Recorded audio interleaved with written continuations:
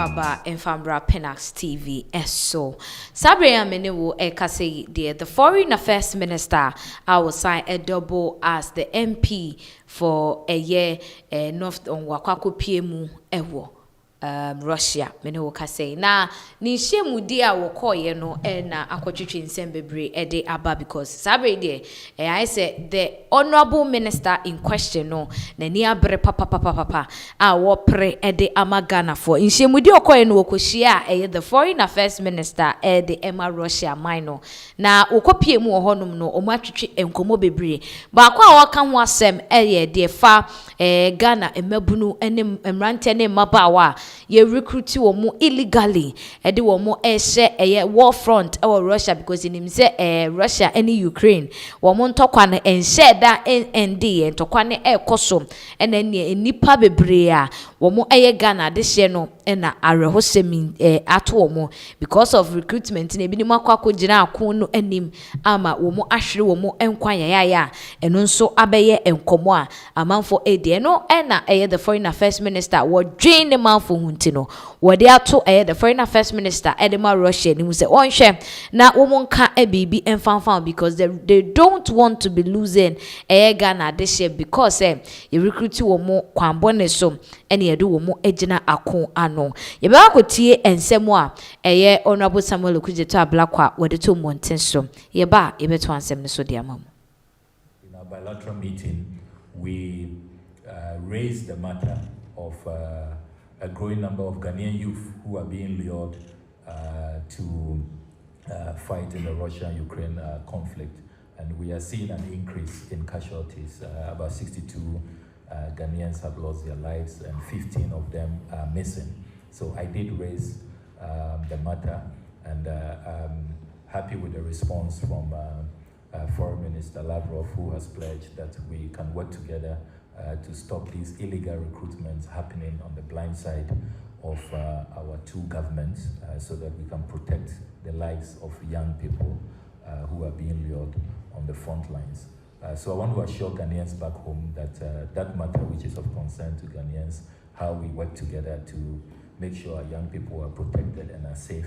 I have raised the matter, and I have received very encouraging response from Foreign Minister Lavrov, and we will continue to work together to stop those illegal recruitment channels so that we can protect the lives of our nationals. So overall, it's been a very, very good bilateral engagement, and I want to thank Foreign Minister Lavrov and his team and my colleagues for a very, very successful engagement. That is the foreign affairs minister Samuel Okudzeto Ablakwa and Ayetinsema wade etum montenso wachiremu dia Russia hona wakono eniema bebre na wone Russia ban ekoka ho asem but ni titire no ene Ghana this year Russia for no Russia ni mu enkrofo ne efa wo mo ede wo mu kogina kwan no ewo kwan bone so mo fa kwampa so mfa wo mo ama ya hwere ya dehye bebre na wade nsem bia to ne social media handles so ye be hwehwehwe nsem ni mu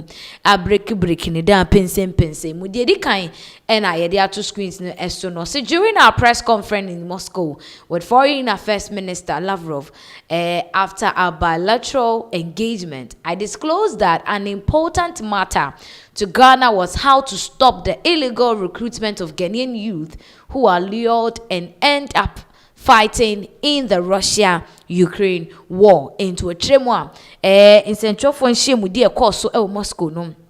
Between or no any the foreign affairs minister Edema Russia Lavrov womo kasa ye titire edefa illegal recruitment kwan bone sebe ade emfambra kwan so na womo ayire womo ho a womo source Ghana mabunu mane mrante ede womo ko gina Ukraine and Russia akon no womo pese eto eba wie ye tintontan ma Russia man no nyoma dwen so mba befa Ghana ni di hye bia biem ede na kwa ko gina akon no o say unfortunately the number of Ghanaian deaths in Russia has gone up. 62 Ghanaians have died and 15 who traveled to Russia remain missing. Into a chemwa Arewosem we mu no emrantie ni bi ni maba wani bi a ye de omo ko gina Russia ene Ukraine akon omo ye Ghana fo no emu aduosia mienu eye 62 ena womo ahwe womo nkwa na dunum eye 15 no besi ne yenim omo akira kwan yenim ba bi omo wo so omo da so te ase so omo awu so omo ye safe so omo nye safe yentimi nchire because they are missing. Now, see, I welcome the pledge of the Russian government to work with the government of Ghana to stop the illegal enlistment of our youth. Into the same idea, Russia abino ashe Ghana bo. Say enya dia womo ebefa Ghana ni di hye bia Ghana ni bebunu so ye oba so ye bema e de na kwakọ gina Russia ene Ukraine akon womo ejai enti o se waje atomu sa eye bohye no waje atomu pa wo hwe ni mu kwan se ebe ye adwuma. Now the government of Ghana will continue to lead advocacy on this matter and ensure that youth are protected from harm's way.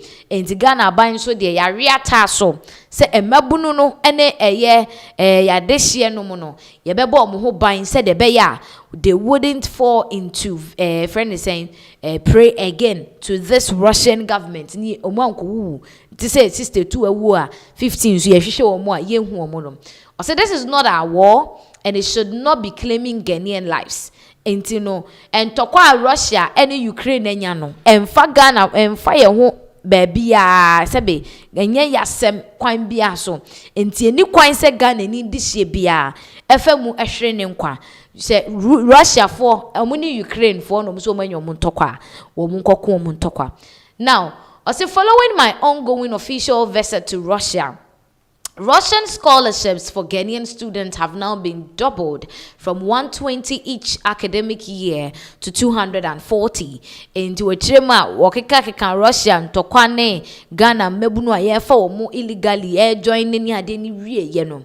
And I watch they say ebanu afi bia nso a Ghana yenya eye scholarship 120 enya scholarship 120 addition for 120 and ekọ Russia ekosua ade se o matimi edi hu nkomo akwakoduru se afi bia no scholarship no arise ekọ 240 from 120 na say abohu mienu de amagala. The full scholarship will prioritize courses in AI, engineering, petroleum sciences and pharmaceuticals. And to which scholarship no courses ni bia obetimi akoye no AI, engineering, petroleum science and pharmaceuticals and no any idea obetimi akwakoye e was a scholarship we mu. Also, Ghana and Russia have additionally agreed to advance cooperation in Ghana's peaceful nuclear energy program and green transition objectives as Ghana seeks energy diversification by including 700 megawatts of nuclear power. Into Chemo, Ghana and Russia say yenya kwantiase apamu say yebeka ye ho abom na Ghana yen program ye the nuclear energy efa eye enyinam kanea eho no yebehye kena amana kobe 700 megawatt enu so ebeboa oman Ghana. Also, Ghana and Russia will also work together on global issues including counter-terrorism, climate change and UN reforms. And they say Ghana and Russia yebeka ye ho abom nya ye adwuma the fa US reforms ho counter-terrorism ni sa nema we nyina no ye de eba ye beka ye ho abom na ye di eye sa adwuma no. Today, I honored an invitation from the distinguished Foreign Minister of Russia, His Excellency Sergey Lavrov, to undertake a 3-day official visit to Russia. And some Okudzeto Ablakwa, which remudia na chese Russia, womo foreign affairs minister na etonsa a friend say womedinda miensa emebwa pro ewo Russia maino emu. On my first day of this important official visit, we signed a historic visa waiver agreement for holders of diplomatic and service passport into Chema.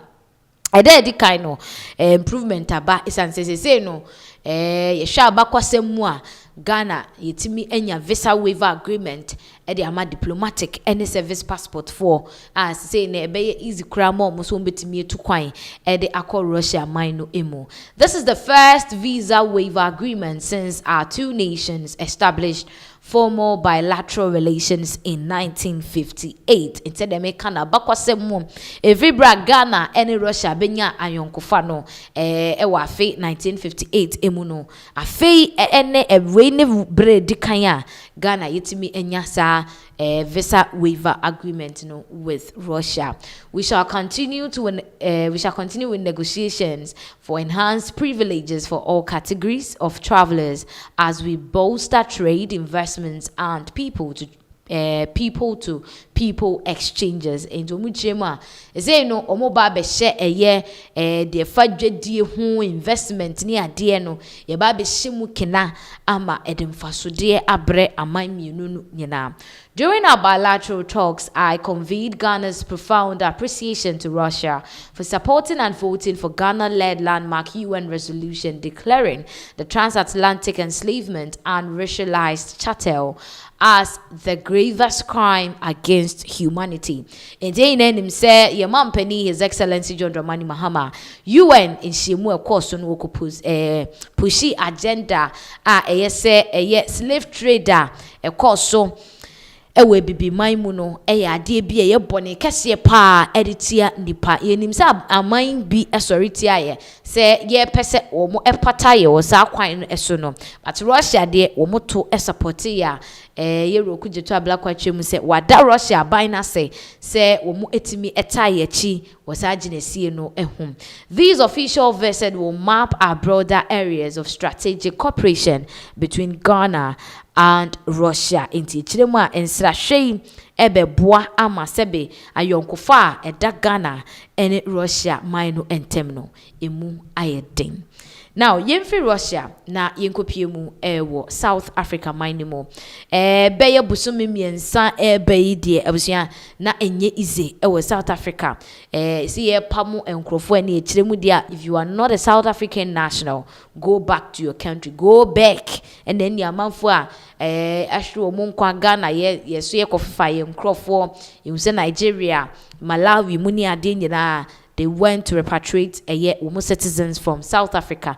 Na na enkofo bo mampani se Ramaphosa South Africa for mampani mu bo na chi se na mampani be mpa ne timitena ho ye nhwe han ne manfo esori etia blacks nyina ye baako. How is this possible? And your papa or support it ama the opposition Julius Malema Kraka say from the way things are going, it looks like this protest and this xenophobic attack no is government inspired. Na chesa aban eteso no say Ramaphosa aban ehyaase ebi the asemo asi atwemu amanfo esua ebinum abrabo asi akire afi no mo be hyase foforo no afi na say Ramaphosa ababonten a wode achelpa Ghana for ene abibiman ahodo aka yengotie said wonu ankasa ede ne nsem etuja.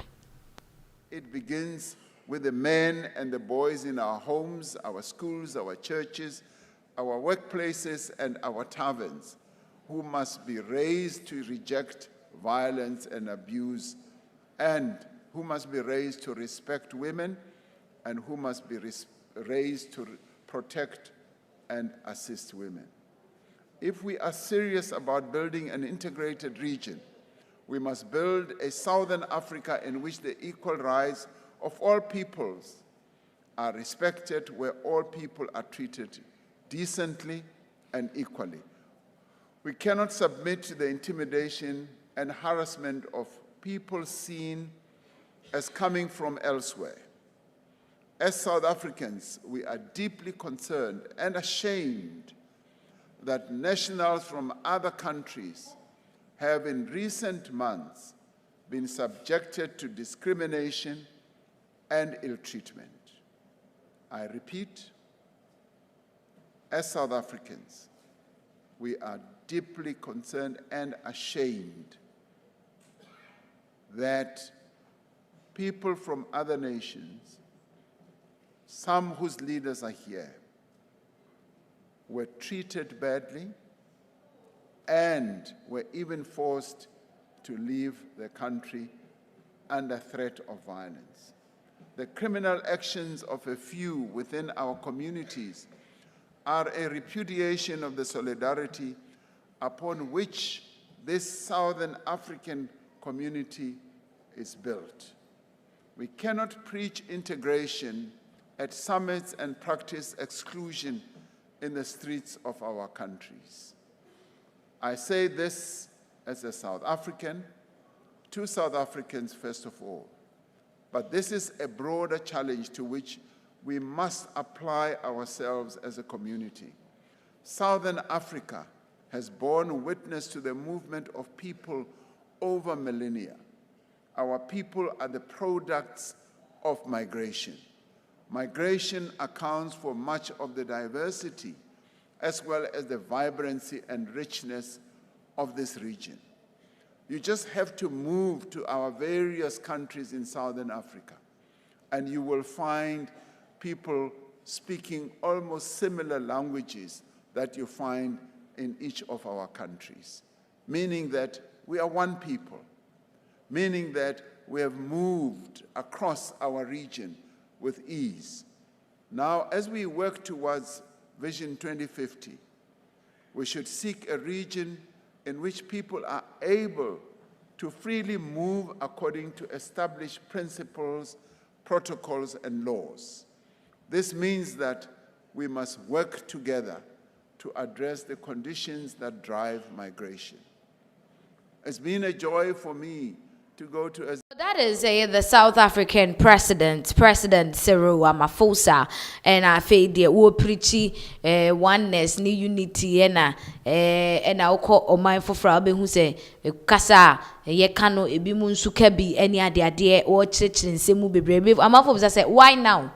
What's not say? Amaya says for shops South Africa. Sebi Africans, other Africans were denied access to medical attention. School demuni pamwa disuyan for wa brewe ni akwa South Africa akwa tina wa establish bibi no na South Africans for attack o. Afei na wo ba be pachew. Afei na obeka say we are one people. Afei na obeka say yen nyina ye migratory places any ade. What happened to then? Time na empanifo kasa government of Ghana, government of Nigeria, Malawi ni ade. They were negotiating, they were talking. Yen krofo yo na tuemuda papaya ye din eno hye no one corner. Enei anema agin nsem wa wi ade ompese wo mo ye o ma ye wi no. And we are even hearing say oman ni mo ye so down because ebinum nya adwuma nye adwuma e won anko me o ma sese no na the owners have been sacked from the country no. You are now coming to apologize e bi che say Ramaphosa ankasa de and was any African country be ampo efi ni biem. But in view of that no, yes aka information be about a South African visa for 2026 and she say be a da ho ni ade ne say a man for visa no say South Africa 1% ekoho the sin in who would want to go to South Africa at this point.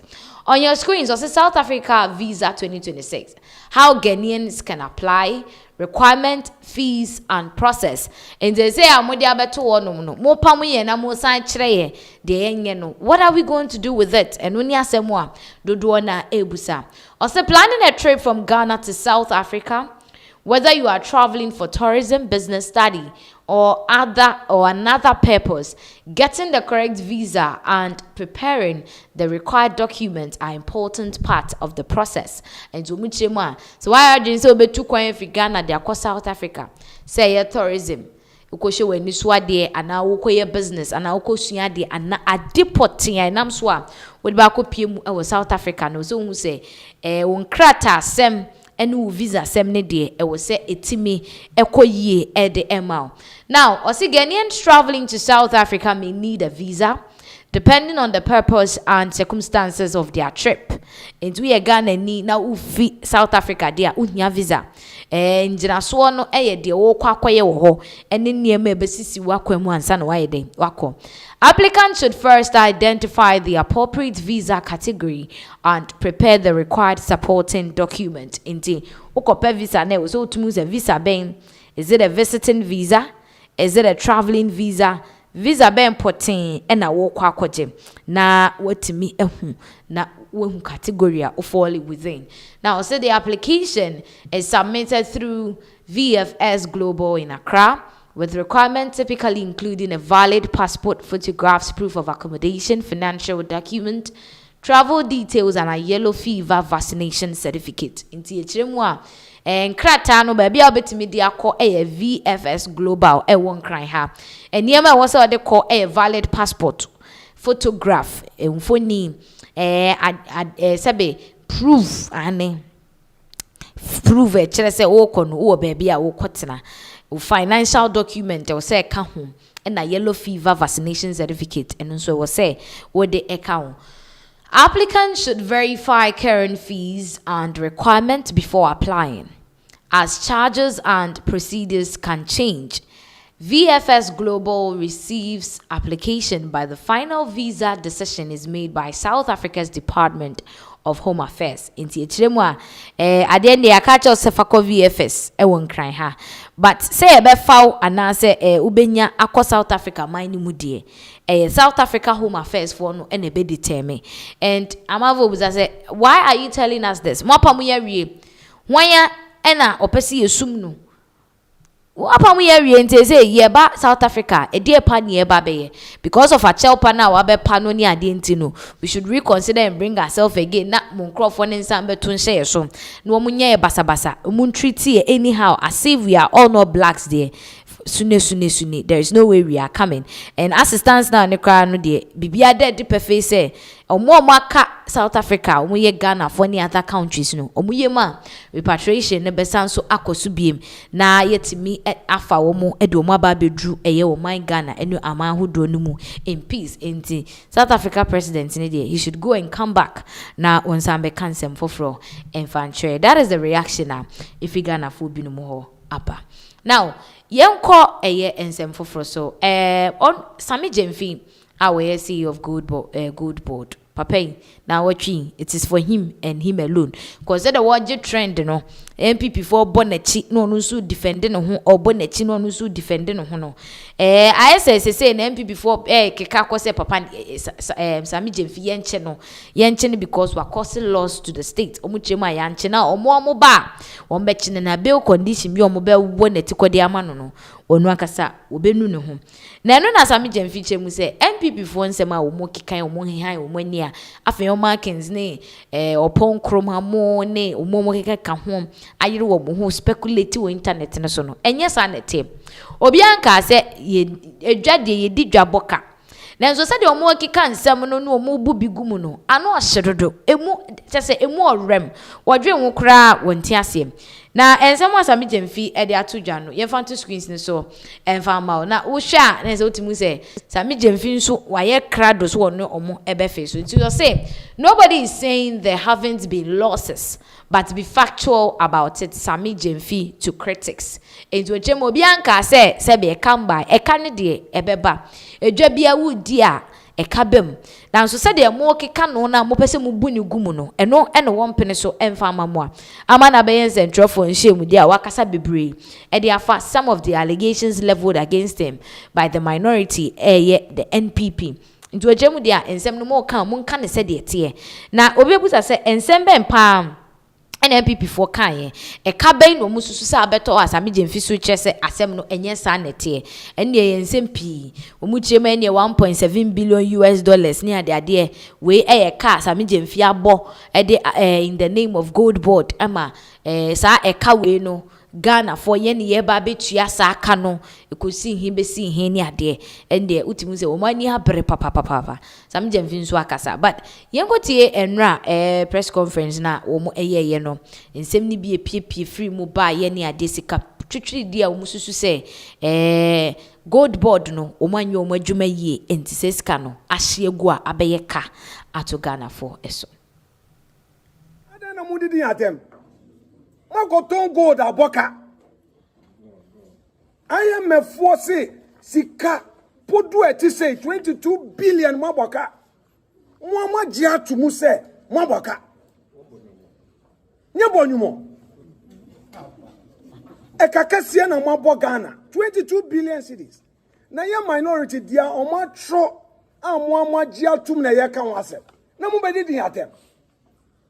Na fanyo ma kan ye say no pon kroma ti say na no say asa ti say enye wo be ko social media ke didin atem ena be sesa dia I am a fuatro ye ba ye no ye nim se sebe ebinum de omotetra maso no eye doko nti ye de IMF report no bae nti yesrem nsem trofo mo wasudie kese eye nsem a binum beka nyina na sese mo tie ne saa ebinum kan tro omu twa ntro so na omo aye so mom na e ka no kre wo to gold wo digwa wo wakoboka wo si e ka na wabo no wo de akotro wo bi buku mu na wo de awaton na esika na ba wo si wanya mfaso nti wo de e ka na ye woka na what be that we be a company mienu company ba ko na ye di staff salary ato e na company ba ko so na ye di sales akoto nti ye ba ye si o menya mfaso na e ka na wo boy and the cost of sales no way 22 billion nti yesremu atem di die ni de en sheki ba ne kure wo mu ne se so far se obi akoye adwuma mpo o baby na sende iyokofo tata no iyokofo tata binum attorney general ye press conference osio obi mpo oye ayaban adwuma eka 5 million cedis 3 million cedis 10 million cedis yetum frɛ wo iyoko na wakoda ho na yese fa ejapade asumbo for brands amobile nene go ball for bill de be hu ti o me ba o we de sa 22 billion losses here almost gold board abokai and then who bill ezika ben na ye de be bill oh we as said here tie yes wo wi ofun sa na wa hwe won sa we as aye wo no se tumi ba wonsem na se wo de tata obi a hweniye NDC for nam MPP for abokrono MPP for abokrono MPP 40 say MPP 40 say gold keka mun koton no gold mun koton gold mo ko boka 22 billion cedis afi baako ya kan ya no mu fizo mu didi atemu a na ya bohu na mu de eti ebubom enti no ye de aye kan ne se ya mincha de parliament ebebie ye nua no se onu de ope debate ya ti asesa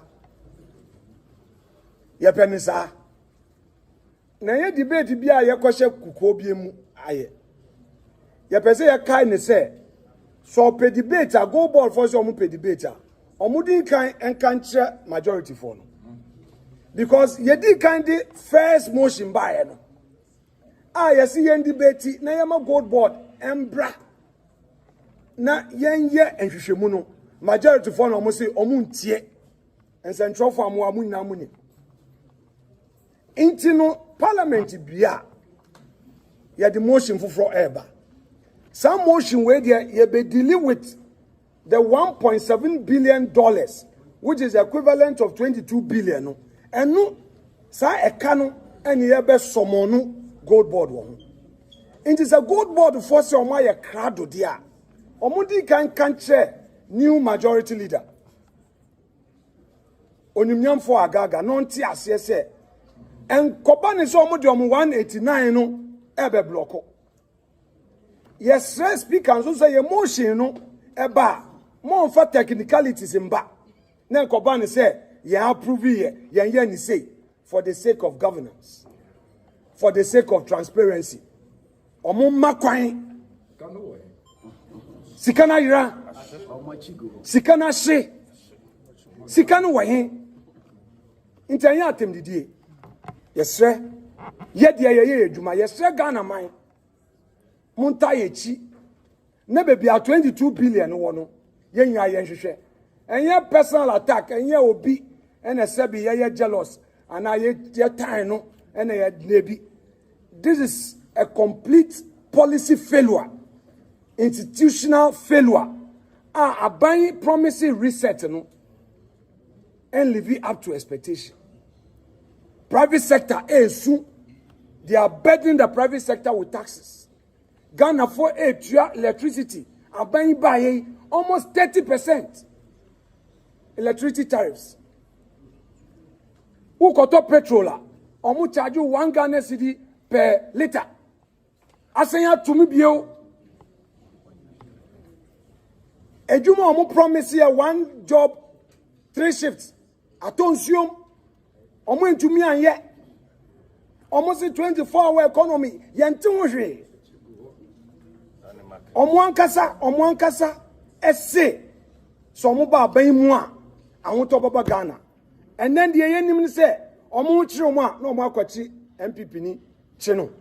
Yenchino. Na sana omu yese nyina no. Ye omu yese nyina no omu ankasa omu echiguo.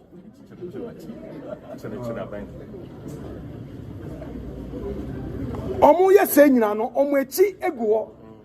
Wo chi obi say wabo aman ka 50 million, 5 million, 10 million. And the minority for kasa na mo threaten mo be chi omo obi a waye minister da na wo si wakosa ni bibi na mo threaten. Sana mo ankasa within 1 year gold board nkwa 22 billion cedis.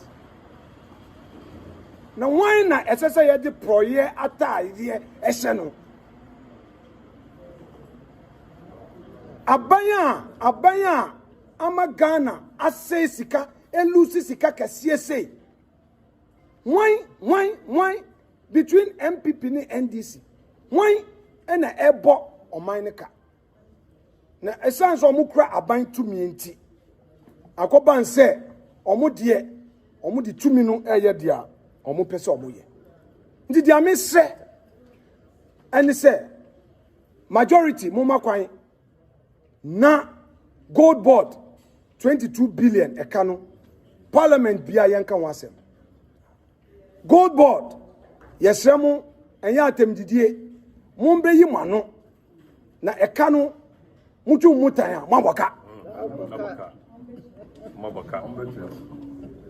gold board maboka mutu mutanya mubetu ya gano Ghana sika enyen na yeka eye minority na yeka o eye IMF for na eka na report no muji hu echinji a enye yie nti say minority ye ignorant o ye bitter o ye ti sen o maboka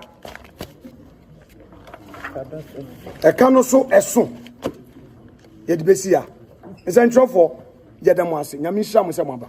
Yeah, asemu a minority nso eka sami jemfi chire mu eka ne de aba but de mu han wani entesa according to honorable Afenyo Markins ene na powerful mu chire mu say ti sen eka bia eka any loss is a loss inti say so say so mo aboka na mo chichi nkrofo no mu refi say mo chi eguho asebe within a year no mwetimi aboka eye 1.7 billion US dollars ayede bagana scheme ay say 22 billion ni nyina ye ka mwankei ede guo enti ye bie parliament a wo mo de wo mo ede proposal ekọ ama sami jemfiaba no waba abeyi ne ho ano wo kwan a omutimi fa so ebo saka because yesi koton good yanka se koboka fa be hye eye Ghana for now yen free sem we so na yen konsem foforo eso ahefo be kaye na wotwetwe mu na yete se tututu bi akoso wo laboni enya sem kito ma sebe akromfo mienu bi afemu ahwere wo mu nkwa abusia one of the suspects Augustine Okechukwu Mazi awutidi na enye obi na beka kire se abranti alatani no ono ye kire na chese kire mu a woka squad no gang na wo mo koye robbery mo mutiri mu poni so mo ko robbery bank say what laboni say GCB sorry Eco Bank ni Zenith Bank ni ade a ye chi wo mo no Abrante Ikechukumazi ono ene wasan akwa pie mu ewo court. Now we're pleading not guilty to kwadu a wo mo ede abono a conspiracy and robbery eka eho chemu se asem no onim ho hwe. Na ebinumu chem se wonim ho hwe ba ne se ne echewo.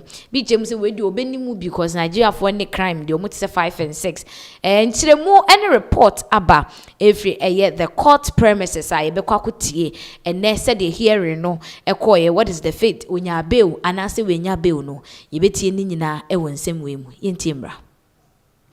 Augustine Okechukwu aye Nigeria ni na wadin senseme ewo Ghana emra ensem se Ghana fo beka na nsan kronobo bi koso ewo laboni anu osusu se akronfo yi okowia bansa na ewo ho na atututu okoso ma mienu akronfo no mu mienu eto na nanom wonsedo baako ye chi no na baako ye chi no no ene Augustine Okechukwu a waye Nigeria ni na Accra Circuit Court akwa asetena ewo nasem so kwadu baako nwotwe 8 charges ene yede ato ne ti so kronobodo na ekoso ewo banks ahoduo mu mpo no obenim hu bi nanso osenyi nyina no enyade odi hu fo eno ti court ye se bail a ne mra nim ni ede abeto mpinfo apono so hwe animu se nke be ma no kwan wakọ ofie hia no wasan aba no eno so yade a court no egbotugu ye enti ene court na hye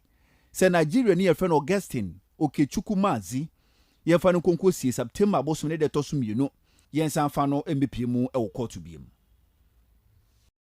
Yeah, enti no na chese from the court premises no ababetoja se Okechukwu ya sign a remand ne biemu a me no ka say die na nka ne lawyers ejina mu den amanom se de be ya wo benya bail condition no wo mo abo egu a se yemfa ne nkotum na September 2nd wo ma sign ede no ababe piemu ewo court ebiem na utie nchiremu ha eba ne dia na chese 8 charges eno mo dia abo no mususu ade die ye chewa bone ba ko ye chewa na afi dia akoye se dia aka ni nyina na unim hu bia se konfo a wakoche ne ye chewa ne se wonsa hye nkwan mu a de o ma me beka chewa ne se na se nkwan mu na mo ade bia na yere nyina no sana unim ehu bi enti e kire mu amazi na no 13th August 2026 around 10:45 am honom ena sa akro no die allegedly o ma bon enya alleged mpo koso o ma bon mu mutirim poso nkomu kowia banks e wo honom ye kire no no o chem se onim ho hwe mu a se de ade na ye no na se ade o motaye o mo ye ganga o mo network yie enti banking robberies ahodo akoso okrom ha no o mo susu se abrante ebenim hu bi na o kire mu a onim ho hwe asem ne de ne ho son untimi enim bi emane enye den enye ye na ne nyina mu no what led to the arrest no nchiremu bebre aba aye chemu se abrante mazi eni enipa enum bi e kan ho na wo mo ekwa kobo sa akro no de no muti anye ye ema police for eche wo mo ewe laboni na enumpo ni chemu tip off bi ne ba ye na wo mo de o ma park one corner wo mo ti wo twen se ye be kan action and you go now mo continue mo ti Toyota Highlander registration number near GS143418 and a Hyundai Tucson and also registration number near GS791517 and I know mo etimwa o mayiro mo ho so o mo bopo na a police for nya tip off o mo kopie mu o mo se police for na ba ne pe hwim and o mo ebinu mo edwane ye o mo ye so o mo dwane no and then you open fire ye hwie bullet edigu o mo so amienu ahwe o mo nkwam no ka say de ye de o makopie mu ewo eye morga ye autopsy ni ade identification any ade na mazi de ya che no a o mo aka no nso no ye nhwehwemu e de afa o mo ensem ho ye ntensem ni mu ntremu bra na ye nto aso. This Nigerian man was arrested in Ghana by Ghana police because of a planned bank robbery which failed because the Ghana police foiled their plan. So according to the report, this man's name is Augustine Okechukwu, who was part of 5 gang members who planned to rob 3 different banks in Lambon, Accra. So the report says that these gang members were 5 in number, they had 2 vehicles, and they planned to rob 3 different banks, GCB Bank, Eco Bank, and Zenith Bank, all in Lambon in Accra. So on the fateful day they planned to carry out this attack, or this their beautiful plan, they were all inside their vehicle. They had 2 vehicles with them, one Toyota Highlander and Hyundai Tucson. So they had these 2 vehicles waiting for them to strike in front of the bank. So while they were waiting, someone, rated them out. Someone reported to the Ghana police of their plan. So as soon as they sighted the Ghana police vehicle, they decided to run away. So Ghana police gave them a serious chase. So during the chase, one vehicle had 3 gang members, Mr. Augustine Okechukwu, and 2 other gang members. But the 2 other gang members in that particular vehicle managed to escape. They were able to apprehend Augustine Okechukwu. Then the other vehicle that had 2 gang members decided to engage Ghana police in a shootout. But unfortunately for them, Ghana police were able to overpower them, and they unalived the 2 of them. And they also recovered those 2 vehicles, and they also recovered a pistol with these gang members. Now, this is the thing, this video is not just about the robbery, because there has been a lot of reports. Some people are claiming that, oh, you cannot rob a bank with a pistol. Some people are claiming that they were just parked there for a long period of time. Then the Ghana police decided to, intercept them, or decided to chase them. A lot of reports, a lot of narratives. But I'm not here to just talk about the alleged planned bank robbery that got foiled by the Ghana police, but I'm here to talk about the level of intelligence the Ghana police actually have, the kind of relationship and the trust the Ghana police have with the citizens of Ghana.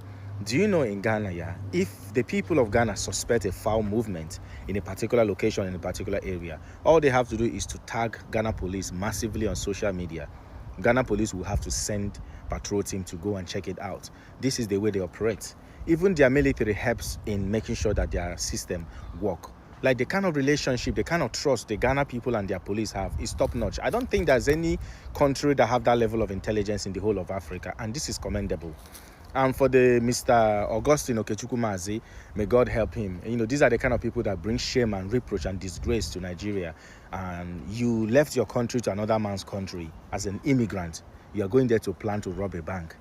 Not 1 bank, not 2 banks, 3 banks. It's a shame. If they find him guilty, may they jail him for the rest of his life. If possible, they should buy him, to be honest. Those kind of people that bring shame and disgrace to us, we don't want them. He's not part of us. Fellow Nigerian osusu say eye Ghana ye police service no omo bom homodin pa because ye tiemu a na chese sa robbery na nke ba be koso no intelligence led and enam so ma police for swift ekopiemu ewo ho enti ene wutimu say in Ghana police for wo target wo mo na target no mo nso abom homodin act up with immediate effect na Nigeria ni kire say Ghana ye boy homodin pa nemom wa fere e de ama Augustine Okechukwu a wedi mfinhia eduanan enkron 49-year-old man sebi wafi ukurum ochiremu a wafitumi afia latamemu aba Ghana oba bebokro no na said dem di kan some of the charges omudi abonu ne say robberies bi akokoso ewo tema spinters eni ade omususu say sa crew no ana sa robbery syndicate no wo ene wo bossa bra no yechiremu a wo atimi operate were places like Ivory Coast, Benin, any idea police if one kasa de omani was a syndicate sa group way so since May 2026 and at womo amo mani akom ho ebra omususu se omoko attack obi e was spintex and womo kasa no omo time bomb eswa koba ne se omo ye 5 mienu etuo ka omo na ka ba akono a na Augustine Okechukwu womu no mienu na womu no edwane ya ono ene ye chinte se de ye tremu a miensa edwane omo apaba bi do omo ho afa a police for eguso nhwehwemu se omo ebechi omo but it is a very big disgrace to the Nigerian country sebe mudehye anase mo citizen in Nigeria kroi we free mu se oba Ghana aba bebobra obepe greener pastures na afi obeba na one enkrofokuo bi akoti crew se makoti groups makoti crew se mo be wiwi ade na chese entwa yie kra so it's very sad amutem se 2nd September wobesa akopie mu ewo court na yakoso edinasem but ene bail conditioner na ne lawyer epe ede amano no nensa entimi anka. It's very sad. Now take a comment na sorry so we every Joseph Kweku Menu or say Ghanaians have to be very very careful with Nigerian living in Ghana. And say no, we are not really safe in this country.